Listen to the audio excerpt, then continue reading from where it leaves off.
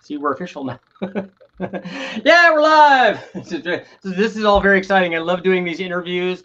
And today we have none other than Evan Perkins here, who I misidentified in my promotions, and that's bad on me. I subsequently fixed that. But the coolest thing is there are a couple things I like about this, Evan. First of all, one, in my opinion, having done this for a long time on the tech editor or the tech guy side, there's a lot of editors for magazines, but I think fewer like tech guys. So like you're one of those guys. You like going there and getting dirty and going through all the trials and tribulations of building these things and testing this. And I got nothing but respect for guys that do that. That's kind of awesome. I appreciate it. I always tell people, I don't try to fix things. I try to understand how they work. Yeah. Because then I don't have to fix them. Then I could do it right. And I mean, when you really understand how an engine works, stuff like this just is fun. It takes all the headache out. I agree. And you've done it now enough to know that it doesn't always work out. Sometimes it's not perfect. Very true. This thing is cool. This is a so it's stroker, it's EFI, and it's Ram Air 5. So and it's, first of all, it's a Pontiac, which is totally what I call other guys. So we run lots of Chevys and LSs and all kinds of stuff. But I have a couple of Pontiacs, but if I run them, everybody's surprised because we never get any Pontiacs up on the dyno. So we're showing some Pontiac love, first of all. Yeah, I mean, having now done it, I get why. Parts are a lot more expensive, harder to come by. It definitely takes more time, and you realize, coming from the Chevrolet world, this is completely different. There's lots of stuff. It definitely is.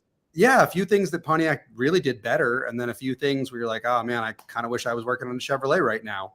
Yeah, well, and you have on this particular instance, and we'll get into this a little bit. So first of all, let's do some just bare basic things, some bare basic descriptions of this motor. So first of all, what's the displacement of this motor of this Pontiac? This one is 461 cubic inches. It's based on the 400 block that came in my GTO behind us. So that's cool. I like to keep the original block with the car and then go crazy with it. 461. Okay, cool. So this is a Pontiac that came out of a Pontiac car that you have, and it's going back in a Pontiac car, right? Yes, it is. So all the LS swap guys, you guys can all suck it. So it's 461 inches, right? Yep. And it's also you decided to run fuel injection on it, right? I did, yeah. Which is, let's say, unique for a Pontiac, I would say. Right. I mean, I spent the last, 3.5 years working for Holley doing marketing before I came over to Hemmings, and just got real, acquainted with the product line and really just saw the benefit for a street car to have EFI. I love carburetors. I've got a carbureted 69 Kingswood wagon in the backyard. They're great. Thumbs up for that. Yeah, it's a big gal. But I just, you don't need any convincing that fuel injection has a lot of benefits on a street car. But sometimes it's nice to just get in, turn it on. It starts up on the first try. You don't have to fiddle with the choke or pump the gas. And really, I don't see a lot of downsides to it, unless you're outright racing. Yeah, no, this is like I said, it's already other guys. But if it was a carbureted Pontiac 350 or even a 400, it would be more normal, or even a 455, it would be more normal as far as Pontiacs go. But it's, like I said, it's a stroker and it's fuel injection. But the crown jewel on all of this, and I'm sure from your standpoint, I hope you're going to talk about that maybe one of the difficulties with this is we can't go get like airflow research heads or trick flow heads or something like that, that just bolt on and everything's easy and it's nice. You chose to go, or even if we could, you chose to go the road like less traveled. So talk about what kind of cylinder heads went on this thing. Yes. So these are DCI Motorsports cylinder heads. It's a Ram Air 5. So Don, who owns DCI, got a set of Ram Air 5 castings, copied them, and then did what every Chevrolet engineer did for the last 50 years plus, and re-engineered them. So raised the port entry an inch, raised the exhaust exit an inch, did a whole bunch of port development, added a divider. So that the whole thing about the Ram Air 5 is it's a copy of a Ford tunnel port. So the push rod runs through the middle of the intake port. So that okay, we'll take a look at this. I'll let this go through, but please continue. Yeah. So what he did was kind of put an airfoil in front and behind.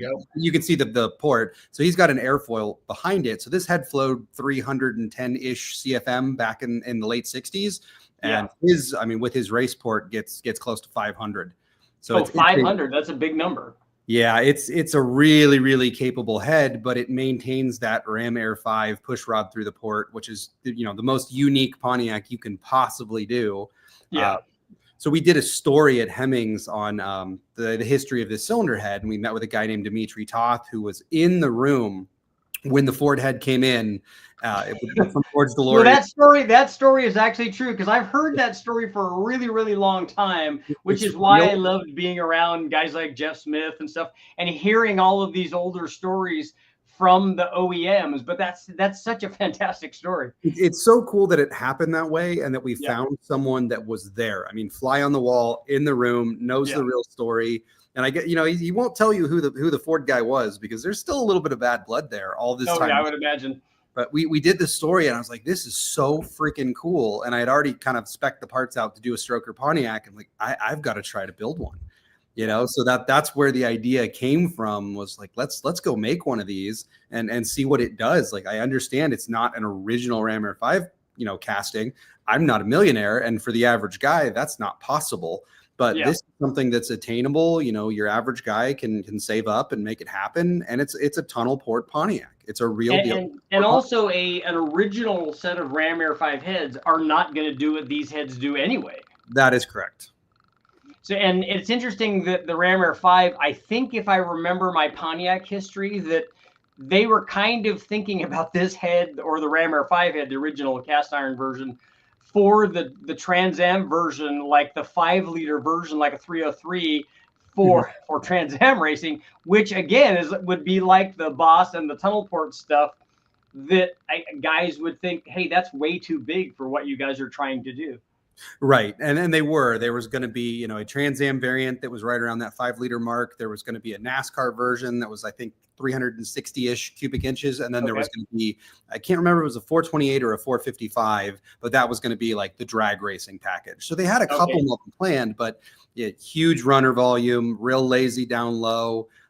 Don's heads, because he raised the intake port and changed them to a 10-degree valve angle, they're not lazy. It's still a big runner, but it's not lazy like the factory heads would have been. Yeah. And so to work with this particular raised port Ram Air 5 style head, you had to have some sort of custom intake manifold too. So I'm showing a picture of it up right now so guys can see it. What intake manifold was this? So this is actually a DCI intake manifold. I made the top plate to hold the dual quads because I love dual quads. So I put dual. Excellent choice. That's fantastic. You know, he sent me a one with a single 4-barrel, and I was just kind of looking at it. I'm like, nah, this thing has such a pro stock vibe. Like, I've got to put dual quads on. Was it at least a 4500 like a Dominator flange? No, his was set up for a 4150, but he has a bunch of different top plates. So yeah, and then it has to have at least two 4150s on it, if not two 4500s on it. Right. So these are 4150s. There's 2000 CFM there. But this intake, he does have taller intakes. This one is designed to fit under a stock hood. So there's a little bit of power left on the table there just to make sure it actually fits in the car. But for a race car, you know, there's taller options with longer runners that are, you know, better angle of attack and all that stuff. Will this fit under the hood of the car that you have, which is awesome, by the way, that you're sitting there with the engine there and you've got the car in the background, you're in the garage, like that's total car guy stuff. To answer your question, I really hope so. I don't know yet. Okay, so we don't know if it's going to drop in and fit with the stock hood? I don't. I'll find out real quick. Okay. No, that's cool, though. I mean, like I said, I'll go ahead and keep these kind of things going here. And then did you guys run this thing on pump gas when you ran it at West Tech? Because I was there when you were doing yes, we did. Testing, which I thought was just... So we ran this on... What's that? Yeah, sorry, breaking up a little bit. Can you hear me now? Yeah, I can hear it. Okay, cool. You broke up there for a second. We ran it on 91 octane for the whole test session. Okay, and what compression was this motor? It's 11.3. Okay. And then does it have a good sized camshaft in it to be able to make it work with that sort of static compression? Yeah, it's 248, 262 at 50,000. Okay. So relatively decent. And it's on a 112. So the intake valve closing point's pretty late. Yeah. Yeah. Not gigantic though for, for that, certainly for that displacement.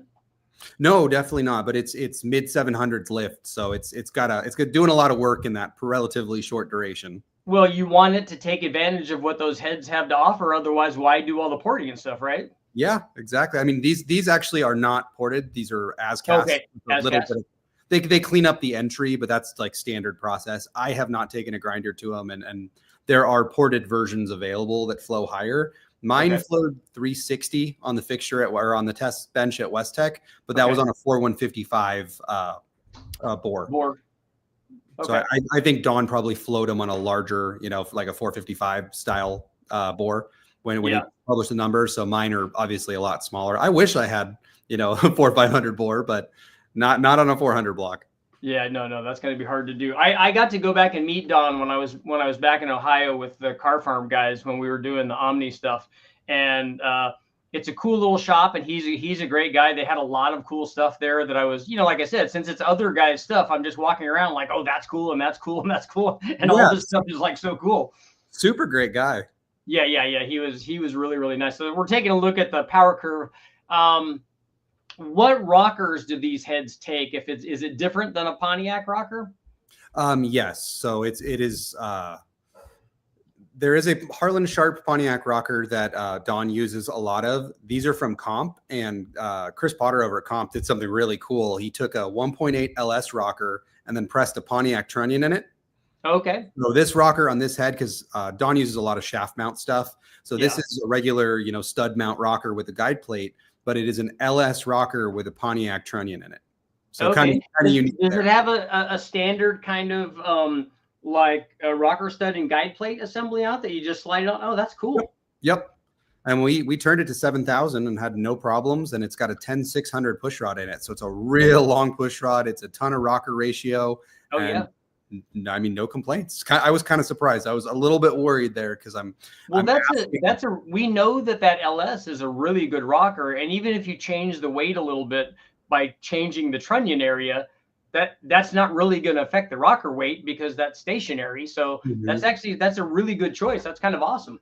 Yeah, it worked out fantastic. I'm asking a lot out of, a relatively stock style Valvetrain, especially, I mean, you can see the mega brace in this picture. Pontiacs are known for chunking out the lifter bores. So I've got this brace in there, and I'd said a prayer when I put the JB weld on, and I really, really hope that it stays put.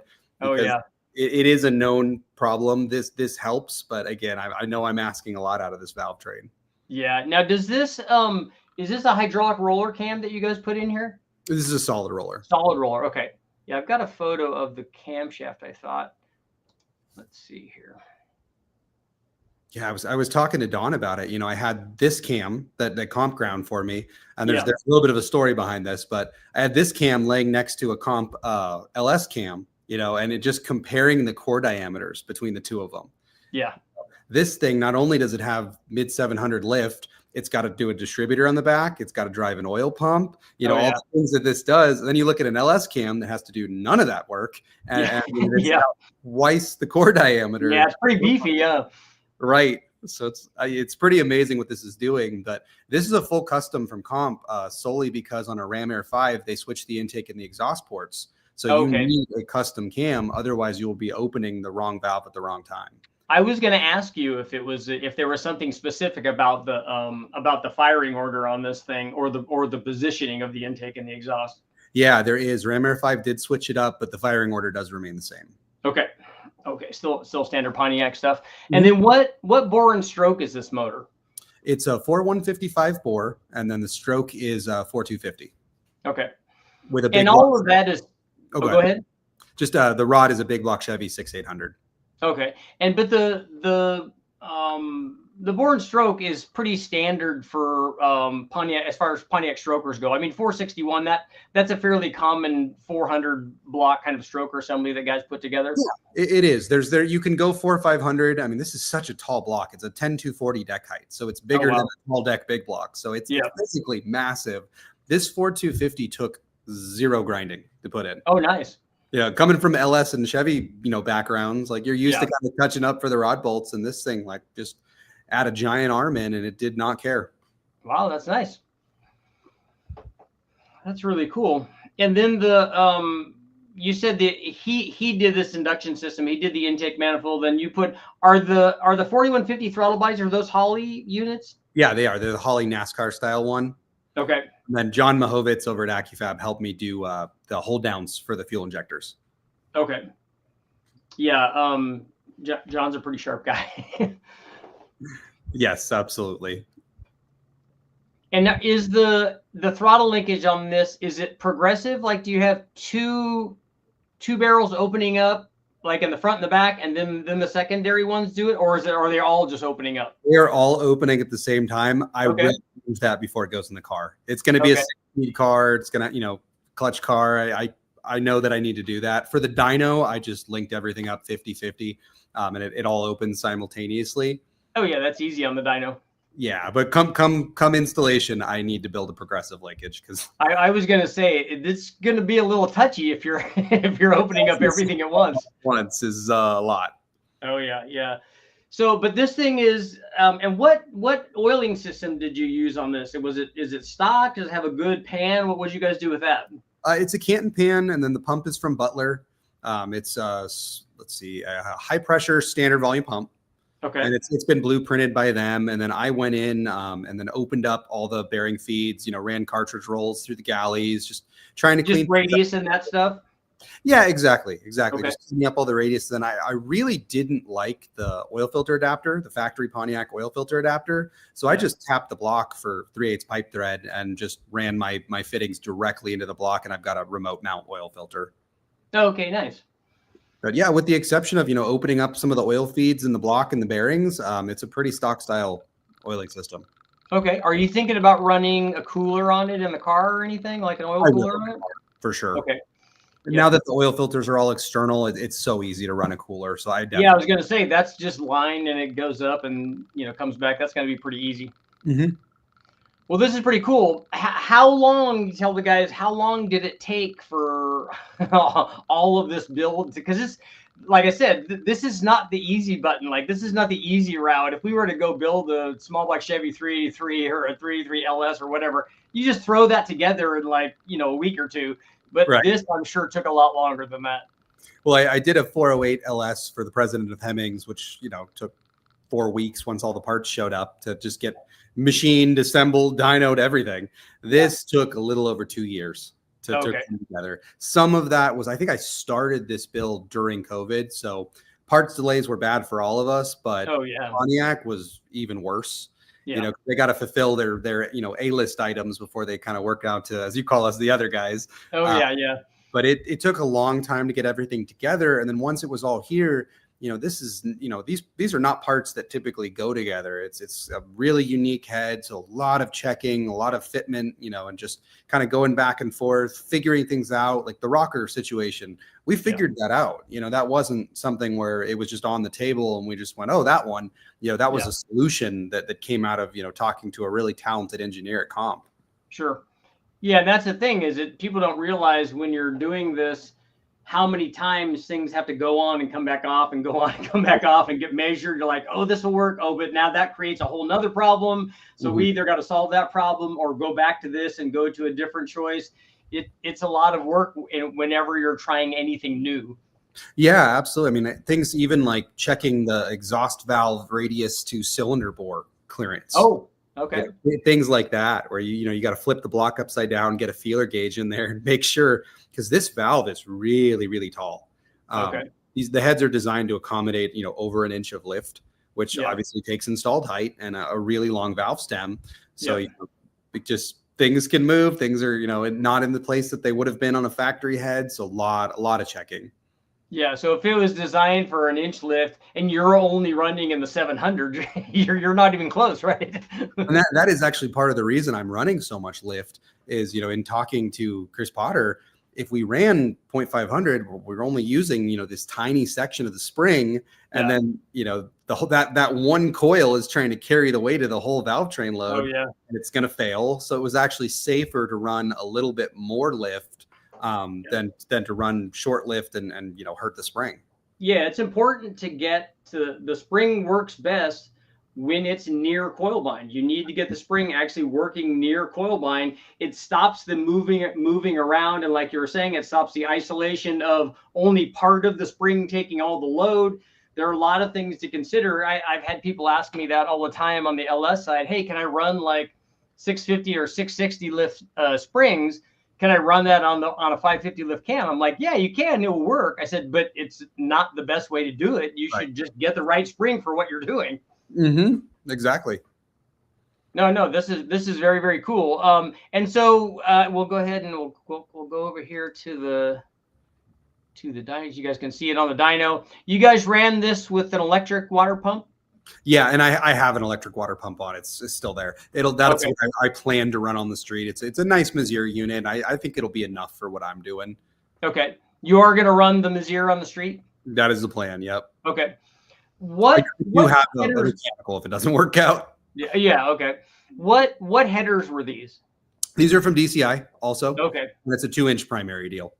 Because is that a custom? Is that different than stock? Like header placement or angle, or is there anything different about that than all of the other stock ones? Just to make it easy, there is. Ram Air 5 is its own pattern, I believe. Okay. I know this is different than a Ram Air 4. The spacing's different. Remember, they flipped that intake and exhaust valve. So the headers are in a very different place. So it is a unique header. So I'm really glad that Don had one. And I think it's going to be pretty close to the chassis to where it'll actually go in the car. I might have to fiddle with it a little bit, but there was something available, which was really nice. And an entire multi-year build of, oh, that doesn't exist. I guess I have to make it or pay someone to make it. Because on the Pontiacs, don't they have like Siamese exhaust ports like a Chevy does? Exactly, and the intakes are the same way. So you got kind of 2 out in the weeds, and then you got the 2 in the center. But with your 5, they're actually Siamese. They're symmetrical, you mean? Yeah, symmetrical. Sorry, symmetrical. Okay, yeah. Because I'm just looking at the headers, and it looks like the spacing there is pretty even. That's a better way to go. I mean, that's much nicer, I think. Definitely, and it's same on the intake ports. Okay, that's cool. That is cool. So when what condition is the car in that this is going in, and when will we see this like in the car? Everybody asks me that, and I don't want to disappoint anyone. Yeah, I am trying. I would like to get it in the car probably this summer when I actually have some time and some weekends. And is there more stuff that needs to be done to the car before it goes in? I really have not done anything to the car beyond, replacing bushings, some brake lines, about to put some Willwood brakes on it. Harold Clay. It's going to need brakes. Yeah, it's going to need a lot of motor. Hence the Willwoods. Yeah. But Harold Clay over at Harold Hot Rods painted it for me. So it only came back last spring. Okay. It's been home for about a year. And I've got a T56, so I got to set that up with a McLeod clutch and SST, hydraulics and nice swap stuff. So it'll be a real stick car. I love stick shifts, so it's. Oh yeah, no, that's cool. And that was going to be my next question: is what transmission are you using with this? But we'll go back from there. What rear end is going to be connected to this? I think it'll probably end up with a 9-inch. It's got the factory 10 bolt in it right now. Okay. And we know that's not going to work. I mean, at least it's a BOP, so it's not a C-clip style. So when I blow it up, I won't lose a wheel, but it will blow it up. That makes it exciting. Right. So so maybe a Curry or something like that, one of those guys. Yeah, probably an aftermarket 9-inch. I mean, there's so many great suppliers to choose from, but it's the easiest way to go. I know they're a little bit louder than a 12 bolt, but I think I'll probably end up with a 9-inch. Yeah, I don't know if the Pontiac guys are pretty purist, but I don't know if they mandate that you have a Pontiac rear end in the car to I mean, Chevy got the same rear end, right? So we're kind of splitting hairs here. Hey, I know. It's Pontiac. Give me a break on the differential. Yeah, and this thing did look really cool on the dyno, especially I really like that top view from looking down where you can watch. Like I always love I've done a bunch of videos and lots of guys have done it online where you have the camera above the carburetor and then you can watch in there and you can watch the fuel going in. And then a lot of times what we saw was you can watch the fuel being drawn out of the squirters. like at high RPM. You're like, Oh, that's not designed to do that. right. That's Yeah, I guess that's the point where EFI is a little bit more boring because you don't get to see any of the fuel happen. Yeah. But you know, what's cool is when you do that with the EFI and then you add nitrous to it, and then if you can look in there, you can see all the nitrous squirted in there. That's good. There you go. No plans for nitrous on this one though, right? No, probably not on this one. Yeah, it's an SRP forged piston, but it's a 4032, so you know, good street piston. But I don't want to kill it. Yeah, and what you said it has a big block Chevy forge rod in it? It does. Yeah, this is a Scat 6800. Okay, let's see. So we'll go ahead and see if we can take some questions on here. I'll scroll back and see what guys are doing.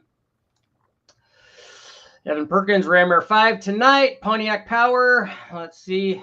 Pertinent information. We're doing that. We got that. I love the Pontiac block color. So you did, when you painted this thing, that is a Pontiac color, right? Yeah, it's POR 15 Pontiac engine enamel. Okay, so see, your Pontiac guys are loving it. I actually really dig the water neck. That I bought that from Butler, and it came with that blue powder coat on it. It's a little bit darker of a teal, and I kind of dig it. I would absolutely paint the whole engine that color. No, that is cool, and it's cool the way that it's designed, that it fits, you know, behind the front cover and stuff, and it's, you know, it looks factory basically. I think it's a 68 389 tri-power water neck. That's what it is. Okay, yeah, because they like with the different applications, they would have different ones for the different induction systems and stuff. Yeah, because on this intake, the water neck is not part of the manifold. Normally, it's integrated. Okay. This one, I can actually unbolt the intake and the water neck separately. So if I want to do an intake change or something, I don't have to mess with coolant, which is kind of nice. That's nice. Do they have that separate water neck for other like standard Pontiac heads? You know what most people do is they cut it. Okay, that's what I was wondering, because we want to run some. I've got some Pontiacs that I want to run, and it'd be much nicer if I could just leave the water stuff there and then swap the manifolds without. Yeah, I think you can just hack it and separate them. And I have the trophy 4-cylinder run also, which will be cool. I'll follow that one. That's pretty cool. Yeah, the little Pontiac one. My Pontiac eats big block Chevys for breakfast. Pontiac doesn't have to be expensive. Just add a turbo. Yep. 4 minutes late, 500. Yeah, it's good. Bolt-in plates down the valley. Gorgeous motor. I think overbuilding it for more than what they needed seems smart. Hinges might last longer. It looks no taller than a Performer RPM. Yeah, I don't know how you could make that too much lower in terms of hood height. It would be, I don't know what the air cleaner assembly is going to look like on top of that. Yeah, there probably won't be much of one. It'll probably just be, you know, a dinky foam. Are there any of the Pontiacs like that had some kind of cowl hood that could go up inside? I mean, the Ram Air stuff did, but that was single 4. Yeah. My hood was painted without being converted to a Ram Air, so I'm probably gonna leave it as is, just because it's real pretty and I don't want to screw it up. Oh yeah. That's a good looking torque curve. Let's see. I've got a 74 Trans Am. It's not really anything special, but I love it. Pontiac 400 aluminum heads, 400 to 450 horsepower daily driver. 1060s. Let's see.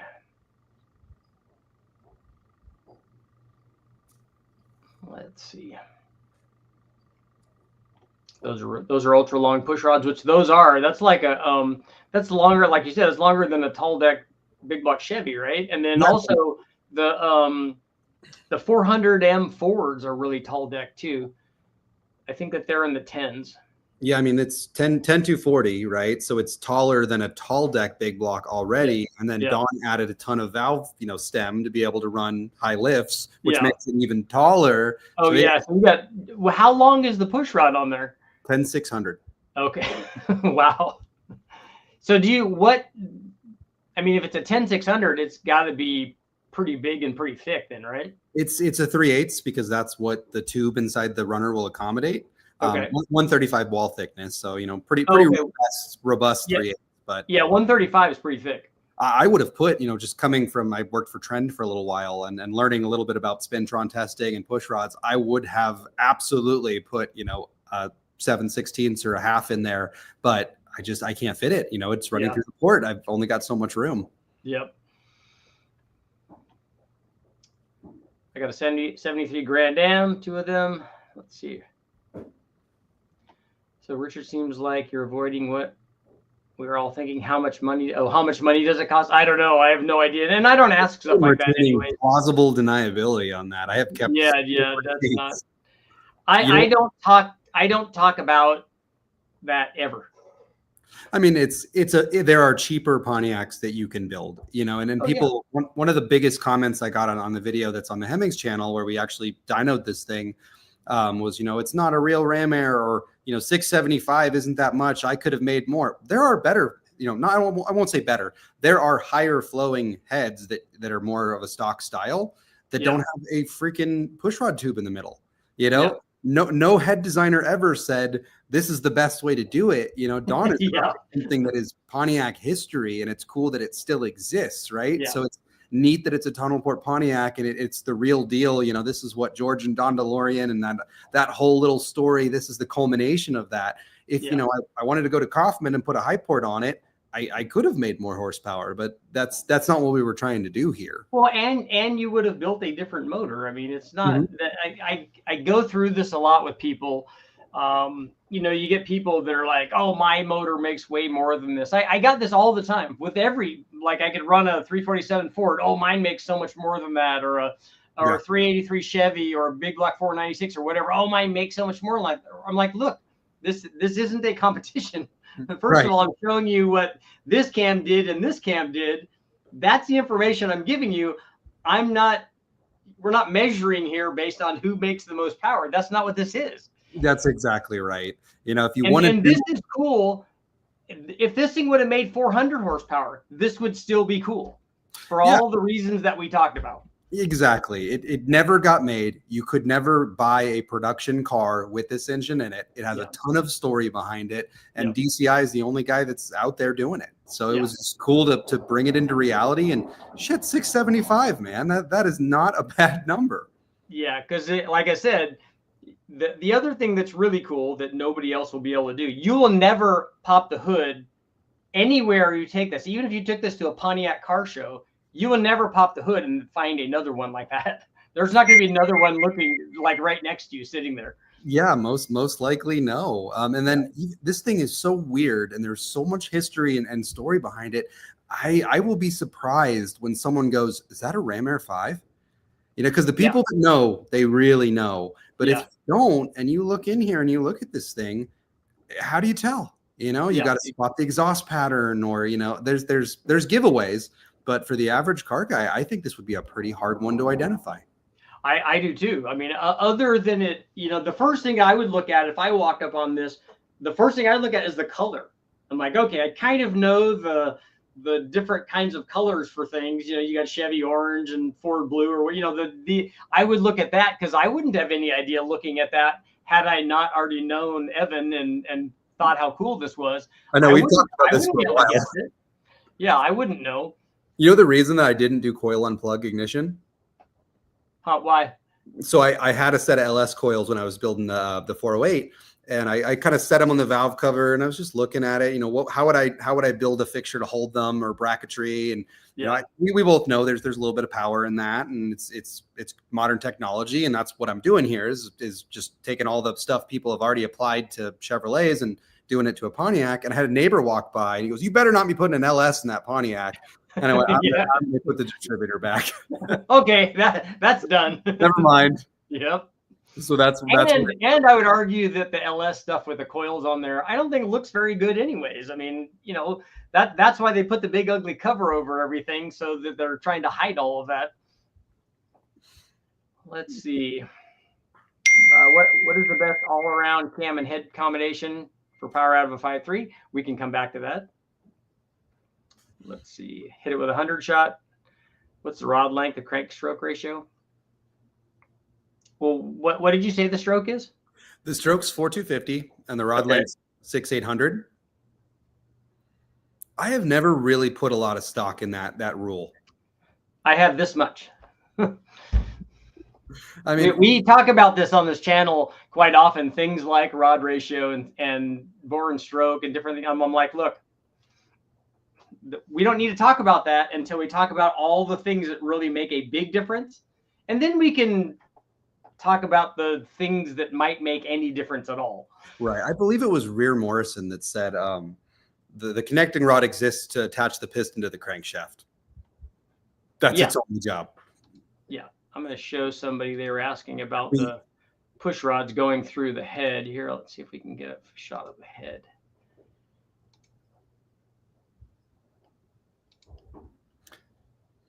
Engine Masters did a really, really nice episode on that rod length deal. Yeah. And that was when I was at Race Winning Brands, and we sent them, like, I want to say it was almost I think it was a 7-inch big block Chevy rod, and then we sent them like a 6.535. It was, you know, almost an inch of difference in connecting rods, and Brule told me it was like 6 horsepower. It was like basically the degree of the accuracy of the dyno. It just didn't make a difference.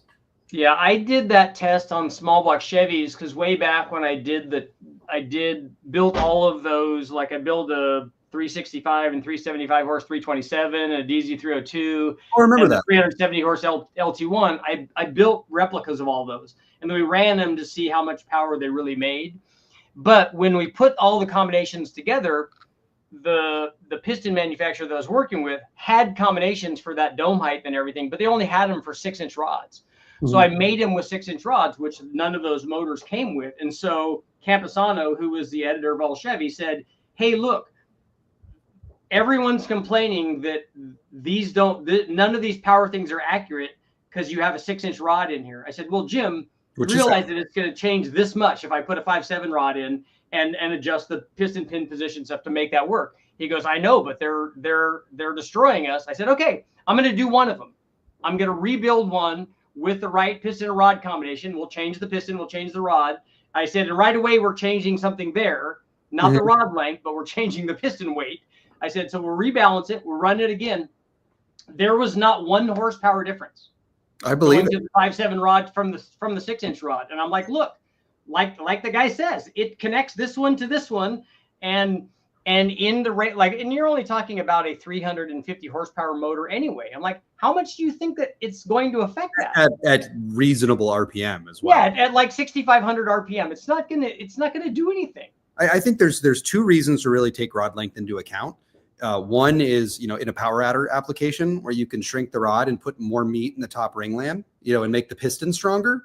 Yeah. Or in a situation like a long stroke, you know, LS, where you're dragging the piston out the bottom of the cylinder. Right. If you can lengthen the rod and keep, you know, the gauge point of the piston supported so it's not rocking over at BDC, you know, those are the 2 situations where, okay, now we need to mess with this. Other than that, it's just connecting the dots.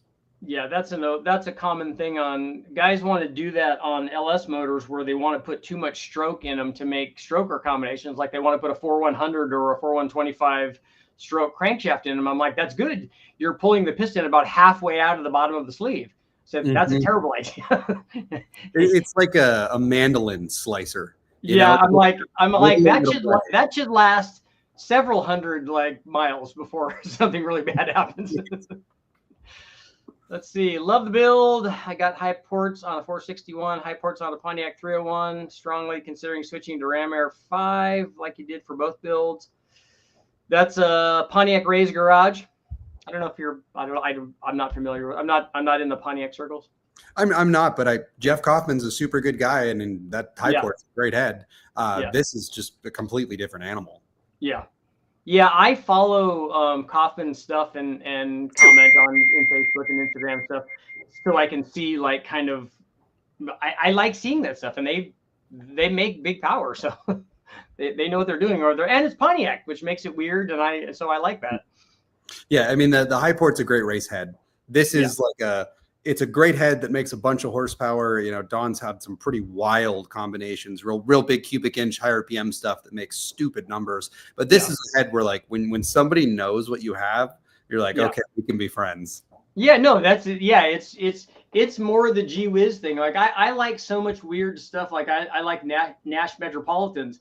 And then I mentioned that on the live feed, and everyone's like, yeah, you should swap an LS into that. I'm like, no, you're getting the wrong idea here. First of all, that thing already goes faster than I would want to go in it with the stock motor.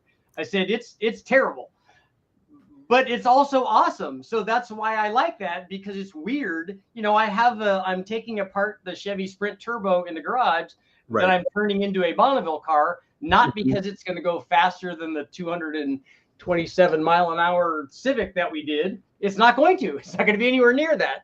But it's weird, and it's a 3-cylinder, and I like it. Yeah, exactly. I mean, I got my weird motor for my, my dream car that I'm working to finish, and then my the land speed car that I'm building with my best friend has an LS in it, because that is a more affordable way to go fast. Yeah, if I was going to pick something where here you have $1,000 and this is what you can do, I'm going to the wrecking yard and I'm getting an LS and doing that. But that's not what life is. Not all of life is not that. Right. Let's see here. Yeah, these right here that you guys are seeing, that's the intake ports. So if you're Pontiac guys, you recognize that as a Ram Air 5. If you're a Ford guy, you recognize that as a tunnel port head. One interesting thing to point out here is that when the factory, made these, they were obviously cast iron, not aluminum, and they didn't cast the pushrod tube in place. They actually drilled it and pressed I think it was probably bronze, but they pressed an alloy tube. A tube, So Don did that, and I actually was on his podcast talking a little bit more about the head, and I got to learn a little bit. He said on the flow bench, before they added the airfoil in, and they were kind of just real close to what the factory was, these things would scream. Like you had to whistle really bad? Yes, because of that tube. So they did the airfoil, and that quieted everything down. They got better flow, and then they could actually move the airspeed up and then get them to not be as lazy as the factory ones were. Yeah. Oh, that's cool. Now, if I remember right, I thought that they did. I know that they did on the Ford side. They did tunnel port small block heads, but they also did tunnel port FE, like I would call them big block heads because they did them with 427s. They also did tunnel port like big block heads. So I mean, that's my understanding, but I am not a Ford. Yeah, which is cool. And then they did the camera motor, which is a different thing too. All of that's like cool stuff. I can remember going into a place called I think it was called Ford Power Parts, and it was a business set up to sell all of the old Ford stuff. So they had a ton of like side oiler motors and Cobra Jet motors and camera motors. I remember they had a complete camera motor there, and I used to go there ooh and ah over it. I'm like, oh, that's like so awesome. And then that's where everybody would go to get all of the weird stuff. Like if you wanted something for your boss or any of those things, you would go there. But I don't think that that was a long time ago. I don't think that they're still in business. No, I've got a friend that's doing a camera motor for a customer right now with an 871 on it. So I'm hoping that is something I will be able to get access to and then kind of be there for the dyno, because I just want to see one. Oh yeah, that would be awesome just to hear it run. That's fantastic. Again, not the best choice for making unlimited power, right? But like on a cool scale, how do where do you go from a like blown camera motor? Yeah, my best friend would call that disco points. Oh yeah, it's definitely got. Were you ever at West Tech? There was a guy that used to come in there that had a Torino Talladega that fixed it up to be like a cup car. Like it even had the steel wheels and all that stuff on it, and he had a cage in it, and he had a Kazi like Boss 9 variant in there. It was like 500 inches or whatever they make, and it was making like. I want to say it made like 700 at the tire or something. It was ridiculous. Oh, wow. But it was like, you've been to West Tech a bunch. So you see all kinds of just ridiculously expensive and amazing cars there where guys that spend all this money on, even Rick's like Nomad and the 57 Chevy and all those like very, very cool cars. Of all the cars that I've seen there, that's the one that I like the most. That's cool. Because it's like, when I was going out to the Silver State with my buddies, the whole time, because we're young and we're talking about racing and stuff, and we're like, okay, what's the best car to bring here to this kind of race? And they're like, oh, let's bring an Indy car, let's bring a Formula One car, I'm like, no, you need to bring a cup car here because it's aero, it's got all the horsepower that it needs, it can take all of the bumps on this road because this road's terrible. You know, because I was telling the guys on the live feed, a guy brought an American Indy car out there, which is an Indy car with a different kind of motor in it. But he didn't make it about 4 or 5 miles. He broke the tub. We're like, we walked up to it. We're like, this is super cool. This is the most amazing thing we've ever seen. How much can you raise it up to go over these bumps? He goes, no, that's at maximum ride height. We're like, oh wow, this is not going to work. And then somebody brought a cup car out there and just like annihilated the course. We're like, yes, that's very awesome. This is cool stuff. Let's see, we got some. There were actually 2 different tunnel port heads for a 302. Ports, chambers, and the Valvetrain are different on each one. I remember seeing the guys from Jay had a 67 or a 68 car that ran in Trans Am that had a tunnel port 302 on it. So it was a predecessor for like the Boss 302 stuff that we know was very successful. The Bud Moore stuff and that.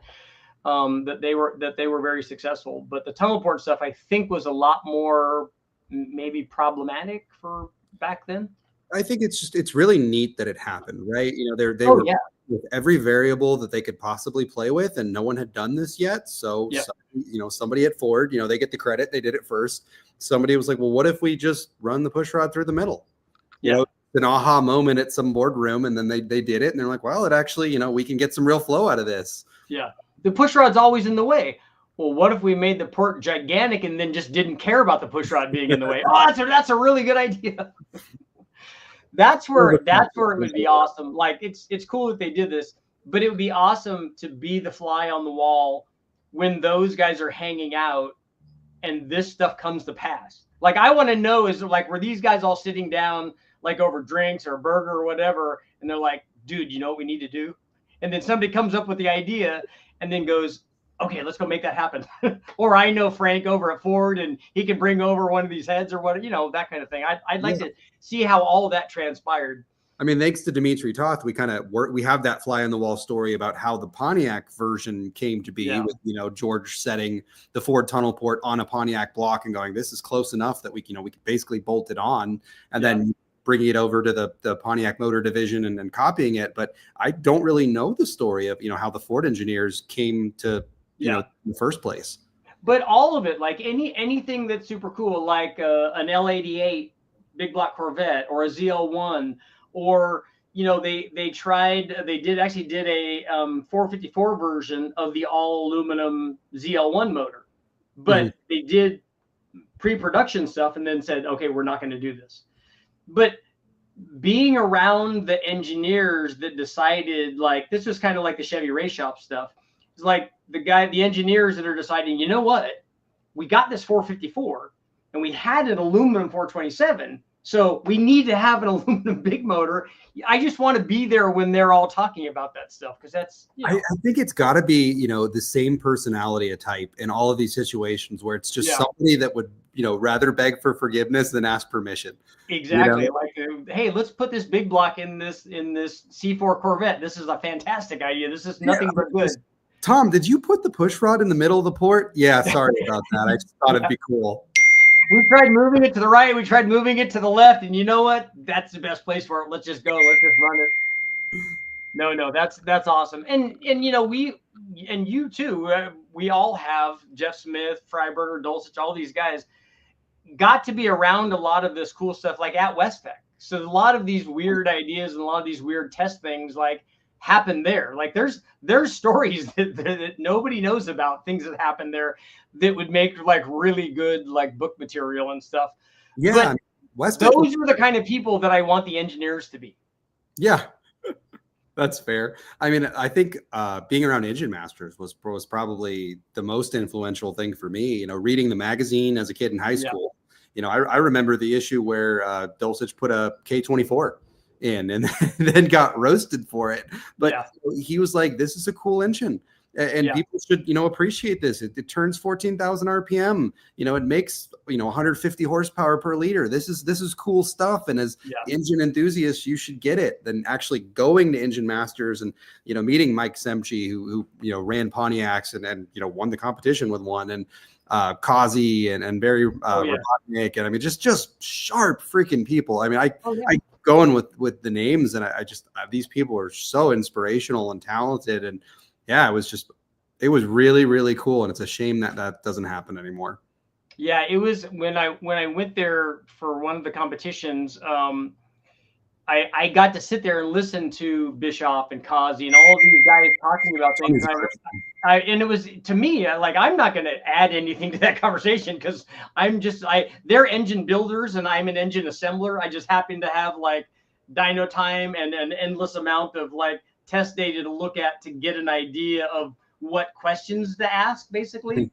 But to sit there and listen to their conversations and meeting guys like John Lingenfelter, I got to meet him, is just an amazing thing. Because I remember Kazi telling the story. He's like, yeah, this Engine Masters thing is like really kind of taken me over. He goes, I'm at the starting line and I got like 14 of the 16 cars in the finals in this mountain motor class are running my cars. And I'm sitting here thinking about what are the next things that we're going to test so that I can win this Engine Masters thing. And I'm like, dude, cool. That's just so awesome. That's really cool. Oh yeah, no, it's just nothing but fantastic. Seeing what he brought to the show every time was just like, oh, what is it going to be this year? Oh yeah, the rules interpretation. Yeah, so cool. Yep. Oh wait, there's no rule on head gasket thickness, right? So a 300,000th head gasket, that's fine, right? That's within the rules. Right. Yeah, that's what you want to see. I mean, that level of ingenuity is what makes racing great. I mean, that's the engineer that you're describing that, made something like this. It's just reincarnated, I guess.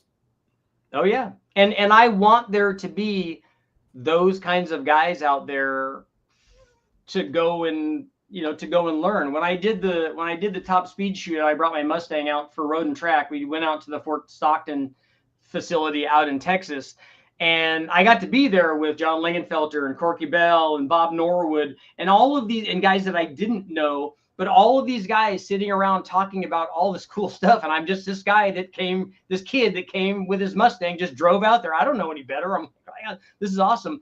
And I remember I had the hood open and I was probably tightening the belt on my Vortex supercharger. And Lingenfelter walked over and he goes, hey, he goes, tell me about this. I'm like, what can I tell you about this? You're John Lingenfelter. He goes, no, we don't run these. He goes, I've never run one of these. He goes, so like, how do they work? What do they do? And like, what's the boost curve like? I'm like, this is the most awesome thing that's ever happened to my life. That's so cool. Yeah, this is fantastic. And he was the greatest guy. I mean, that was him. He was like, us at West Tech, just hanging around with Brule and, talking about car guy stuff. And it was just fantastic. That's cool, man. Yeah, I mean, so the best engine builders that I've ever met are the nicest people I've ever met. Yeah.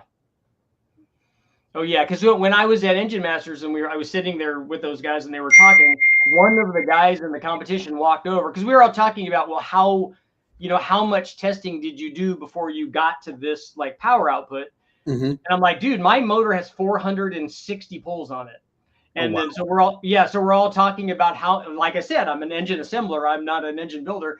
So they're all talking about like, how much testing that they put in. And one guy walks over and goes, I got 3 pulls on mine. It was right the first time. And he just walked away. And we're all shaking our head. I'm like, do you, I don't know who you are because I've never heard of you.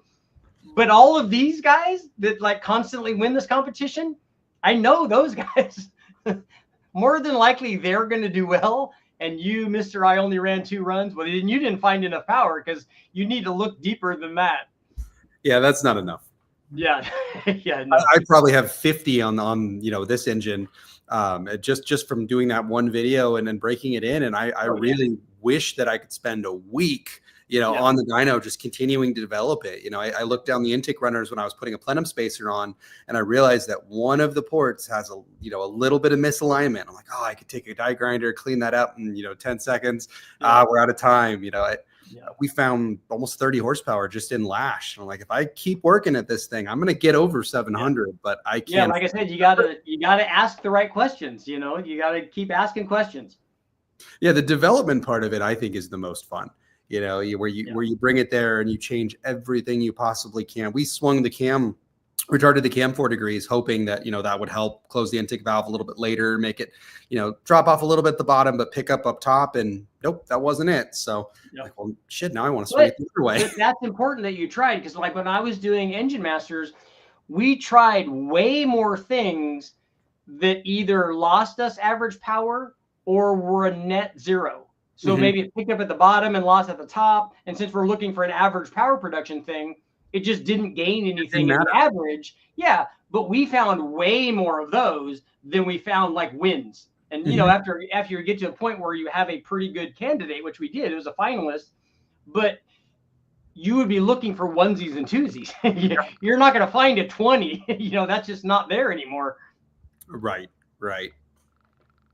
No, that's really cool stuff. Let's see what we got going on here. Beautiful looking engine. I have a 497 cubic inch blown Pontiac in my Catalina. That's awesome. Cool. Yeah. How's the Sprint coming? It's coming good. I took the fuel tank out of it and have the engine and trans out of it. Lots of good stuff going on there. So you're doing stuff for, so shout out to the guys at Hemmings, which I love. We used to, when I was young, we used to wait every month, I think, and go and get the new Hemmings to look through it. Not that we could afford anything, but they sold Ferraris there and just all kinds of stuff. Yeah, Motor News. We still print it. We call that. We would go look for all the cool stuff. We'd go get that. We get an auto trader. We get a recycler. We would get all that stuff to try to look through there and see if there's any cool deals in it. We still do it. I'm our director of digital content, so everything on Hemmings.com that's content. We do a ton of, I think it's like 5 stories a day, and we just kind of go all over the place, from new car tech to old car tech, and it's fun. I really like it, and it's a great group of folks. Oh, that's cool. Who works there with you? Does anybody work there that we know from the industry? Brian McTaggart, Tara Herlin, Terry Shea, Terry McGeehan. Okay. Yeah, a bunch of good folks. Really, really great. Cool. And then Mike McNesser runs Motor News. Okay, great. Primary, core business is we're the world's largest collector car marketplace. So if you're buying or selling, classic cars or collector cars, that's where you go. So there's that side of the business, and then we have the whole editorial side, which is a lot more fun. Oh yeah. Does Hemmings like this kind of stuff? Do they like this kind of content where you got videos done on engine building and running them on the dyno and stuff? I would say so. I mean, our audience seems to really respond to it. I think, we've got a really diehard group that, appreciates and understands what this represents. And we haven't really done a lot of engine tech, especially on YouTube. So I did that little 4.8 Screamer that you saw, the 200,000 mile truck engine with some speed parts. I think that did about 250,000 views for us. And then this one, I think, just cracked 50 today. So people are watching, and hopefully they understand, what went into this. And this was not paid for by Hemmings. I had to do this, with a little help from, some great manufacturers that see the value in the technical content and what we do. But this was not cheap, and I'm not building anything of this caliber for a very long time. Okay, I'm good for a while. Right. I mean, this is my dream car. 1970 GTO is just that's it for me. So do it once, do it right, do it memorably, and then it's back to rusty junk. And that's a good choice. I would really like to have a 1970 Chevelle, like 454 SS. That's kind of my thing. Even though my first car was a 70 split bumper Camaro, I think that the Chevelle, is like it said, it's just the thing that speaks to me. It's kind of the one I want. I like A-bodies, and I like big cars. Yep. And I love that you have a Kingswood. I love that you have the Kingswood. That's awesome. It's huge. Oh, that thing's great. I love it. Chad has a Daphne's old car. He has the wagon there, which we did that fastest car thing with. That was awesome. And I just love wagons because I grew up in one, riding in the back and pinching your finger when you fold the seats and all, all that stuff. I don't have the tail gunner seat, but if I find one on eBay, I'll try to pull the trigger on it. Yeah, and also we had and I think it was a Kingswood. My buddy Harold lived in Long Beach, and that's what we used to tow his boat over to the Long Beach harbor to go. We'd go water skiing out there by the Long Beach, and we would go water skiing in a place called Stingray Bay. because it's where all of the hot water was pumped out from like a hydroelectric plant. So the stingrays loved the warm water. So we would be skiing in water that was probably like neck deep. It was awful. But anyway, he would back that wagon all the way in, and it got so bad that the rear brakes would rust up because it's all salt water. So he'd have to like do neutral drops to break them free to get it going again, and then we would drag the thing over. And we also had a jiffy gun a bunch of holes in the back area so that the water would drain back out after he dipped it in the water. That's great. Yeah, good. But it had the roll up like kind of window, you know. Oh yeah, it was awesome. Window, and I like the tailgate. You know, it swings out or it drops. Oh yeah, it's pretty cool. No, it is very, very cool. All right, guys, you got any more questions for Mr. E? 461, yep, 461. I got some guys coming in late. After I got done souping up my Trail 90, he's got a 125cc engine in his Trail 70. Runs so good now. Overpowering the clutch. Yeah, that's good. We like that. He just needs boost now. Need your email again to send that intake out. Okay, yeah, I'll send that over to you. I've got somebody that has an intake manifold for an LS, oddly enough, that I've never tested, and it's an Ilmor Marine engine. And I've never run this. In fact, I don't think until he sent me this photo, I don't ever remember even seeing this intake manifold. So, and I call myself like an LS guy. So I was saying LS part that you haven't tested. That's pretty rare. I'm disappointed in myself, but now he's going to send one out so we could try it. I think what's going to happen is it's probably, given that it's a marine motor that runs like in a sealed thing with water manifolds and everything, I'm thinking it's going to be a long runner deal, but still it's you know, it's an Ilmor deal, so it would be kind of cool. Got to catch them all. Yeah, I know. Just so that I can say, hey, look, yes, I have tested that. My girlfriend had a new 64 GTO convertible. Very, very cool. All right, man. I appreciate you coming on. That, like I said, that motor is like so many different kinds of awesome, and keep up the good work. Well, much appreciated. Thanks for having me, Richard. I talked to Brule, and you know, he sends his love, and he's got nothing but good things to say because he's a great guy anyway. So yeah, he's the best, and he's enjoying retirement, and I think that's all any of us want for him. Yeah. Were you out there when I ran the asymmetrical turbo thing on the LS? No, you told me you were going to do it, and then you told me about the Saabs that came with that. Yeah, they actually had that from the factory. So we did run it successfully on one side of the engine, and it worked great. In fact, I did a comparison between a log style manifold and like the typical forward facing header that all the LS guys use. So we compared the header to the log style manifold, and we didn't run a wastegate on it. We just ran the wastegate line to the top, so it would do whatever it would do. Mm-hmm. And we just did basically what was a response rate test. So it was kind of a cool deal, but it did work. It made boost. I mean, made 700 horsepower. So that's cool. Yeah, it's pretty awesome. Good stuff. All right, man. Everybody say goodbye to Evan. Thank him. That was awesome, guys. Thanks for showing up, and I will see you guys all tomorrow. All right, man. Thanks again. All right, man. We'll see you. There.